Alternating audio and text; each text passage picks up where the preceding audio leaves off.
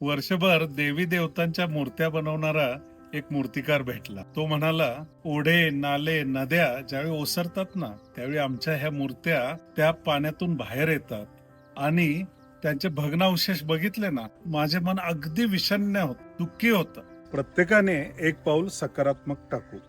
ज्या परंपरेतून उत्सवाची निर्मिती झाली, ती परंपरा पैसा आणि सत्तेच्या वर चालायची नाही. आपण कमी पैशात आणि भरपूर लोक सहभागातून मूर्ती निसर्गपूरक बनवण्यापासून ते आरास करण्यापर्यंत सर्व काही नैसर्गिकरित्या करत आहोत आणि करत होतो. देवतेचे पावित्र्य आणि सोहळे पाळले जायचे. जेवढी जास्त वर्गणी तेवढं जास्त प्रदूषण, असे काहीसे चित्र निर्माण होताना दिसत आहे. अशी परिस्थिती सध्या सगळीकडे सुरू आहे.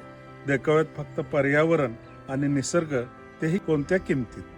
म्हणून जुने निसर्गपूरक उत्सवाचे रूप पुन्हा जगण्यासाठी स्वग्राम अनेक उत्सव वर्षभर साजरे करत असते. निसर्गपूरक जलशुद्धी करणारा आणि मृदा संधारण करणारा, त्यासोबतच पुन्हा झाडाच्या रूपाने जिवंत राहणाऱ्या गणेश मूर्तीची निर्मिती आपण स्वग्राम मध्ये करत आहोत. या अनोख्या संकल्पनेचे तुम्ही नक्कीच भागीदार होऊ शकता.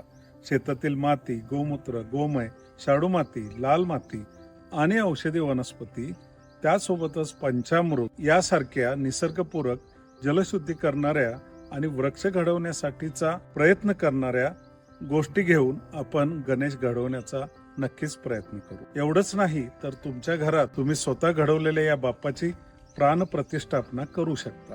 तर आपल्या घरात आगमन होणाऱ्या गणपती बाप्पाची निसर्गपूरक मूर्ती घडवायची असेल तर स्वग्राम येथे आपला स्वतःचा बाप्पा घडवायला नक्की या.